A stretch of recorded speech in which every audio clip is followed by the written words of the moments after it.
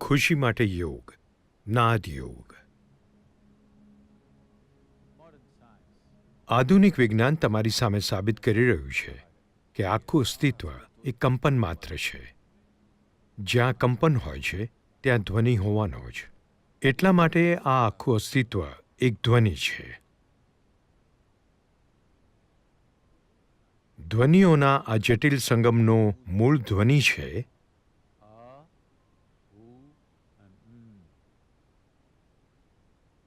તમે તમારી જીભનો ઉપયોગ કર્યા વિના ફક્ત આ ત્રણ જ ધ્વનિઓને મોઢામાંથી કાઢી શકો છો. તમારા તાળવામાં તમારી જીભને જુદી જુદી જગ્યાએ રાખીને તમે આ ત્રણ ધ્વનિઓને ભેગા કરી શકો છો અને બીજા તમામ ધ્વનિઓને બનાવી શકો છો. આ, ઉ અને એ બધા ધ્વનિઓનો આધાર છે જેનું તમે ઉચ્ચારણ કરી શકો છો. એમને મૂળભૂત ધ્વનિઓ અથવા સાર્વભૌમિક ધ્વનિઓ કહેવામાં આવે છે. જો તમે આ ત્રણ ધ્વનિઓને સાથે બોલશો તો આઉમ ધ્વનિ ઉત્પન્ન થાય છે. આપણું તંત્ર ફક્ત આ ત્રણ ધ્વનિઓને જ કુદરતી રીતે ઉત્પન્ન કરી શકે છે. જો તમે આ ત્રણ ધ્વનિઓનો સચેત રહીને અને સાવધાનીપૂર્વક ઉચ્ચાર કરશો તો તમારા શરીરના વિભિન્ન પાસાં સક્રિય અને ઊર્જાવાન બની જાય છે. તમે અનુભવશો કે તમે આ ધ્વનિનો ઉચ્ચાર કરો છો તો કંપન નાભીની બરાબર નીચે શરૂ થઈ અને પછી આખા શરીરમાં ફેલાઈ જાય છે. કારણ કે અહીંયા જ બધી 72,000 નાડીઓ અથવા ઊર્જાના માધ્યમ મળે છે અને આખા શરીરમાં ફેલાઈ જાય છે. આ શરીરનું જાળવણી કેન્દ્ર છે. આ ધ્વનિનો ઉચ્ચાર એને મજબૂત કરે છે. જો તમે ઉ ધ્વનિનો ઉચ્ચાર કરો છો તો તમારું ધ્યાન એ બિંદુ ઉપર જશે જ્યાં પાંસળીઓ મળે છે. એની બરાબર નીચે એક નરમ સ્થાન હોય છે. કંપન અહીંયાથી શરૂ થાય છે અને ઉપરની તરફ જાય છે. જ્યારે તમે ધ્વનિનો ઉચ્ચાર કરો છો તો કંપન તમારા ગળાના ખાડામાંથી શરૂ થાય છે અને શરીરના ઉપરના ભાગોમાં ફેલાઈ જાય છે. જો તમારી સામાન્ય રચના નબળી હોય તો તમે વારંવાર માંદા પડો છો. ખાસ કરીને જે બાળકોમાં ધ્યાનના અભાવની નબળાઈ હોય છે. રોજ થોડી મિનિટ આ ધ્વનિઓના ઉચ્ચારથી ઘણો જ ફરક પડે છે. આ ધ્વનિઓના ઘણા ફાયદાઓ છે. જો તમે કોઈ મનોવૈજ્ઞાનિક અશાંતિ જેમ કે કોઈ વધારે પડતો ભય, ખરાબ સપનાઓ અથવા અસ્થિર મન કે શરીર જેવી બાબતોથી પીડિત છો તો આ ધ્વનિઓ તમારા માટે ફાયદાકારક હોઈ શકે છે. આ ત્રણ મૂળ ધ્વનિઓના ઉચ્ચારણ તમારા ફેફસાઓના ત્રણ ભાગને જુદી જુદી રીતે સક્રિય કરે છે. જેને બદલે શરીરના મૂળ ત્રણ ભાગો નીચેના, મધ્ય અને ઉપરનાને ક્રિયાશીલ કરે છે. આ તમારા સુખી અસ્તિત્વ માટે અથવા એક આનંદપૂર્ણ અસ્તિત્વ માટે જરૂરી પાયો નાખે છે. પલાઠી વાળીને બેસો. તમારા હથેળીઓના અંદરના ભાગને ઉપર તરફ કરીને તમારી જાંઘો ઉપર રાખો. અભ્યાસ શરૂ કરતા પહેલા સૂચનાઓને ધ્યાનથી સાંભળો. તમારા મોઢાને બરાબર ખોલીને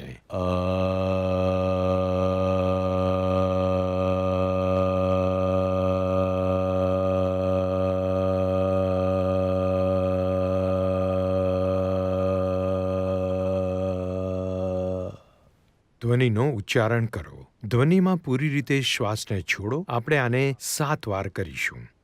પછી પોતાના હોઠને ગોળાકારમાં રાખીને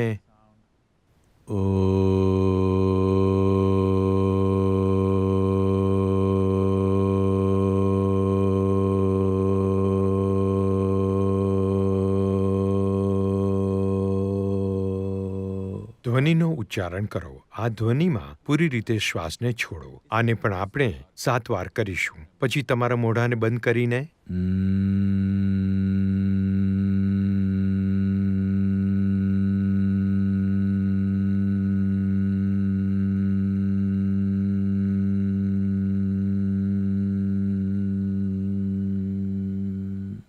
ધ્વનિનું ઉચ્ચારણ કરો. તમે 7 વાર નું ઉચ્ચારણ કરો. આવું કરતી વખતે ધ્યાન રાખો કે કંપન શરીરના કયા ભાગમાં થઈ રહ્યા છે. આ ધ્વનિ તમારી નાભીની પાસે, ઓ ધ્વનિ પાંસળીઓ ભેગી થાય છે તે બિંદુ ઉપર અને ધ્વનિ તમારા ગળાના ખાડાની આજુબાજુમાં કંપન ઉત્પન્ન કરે છે. ચાલો હવે સાથે મળીને આને કરીએ. તમારી હથેળીઓને ઉપરની તરફ રાખીને કરોડરજ્જુને આરામદાયક સ્થિતિમાં સીધી રાખો. કૃપા કરી તમારી આંખો બંધ કરો.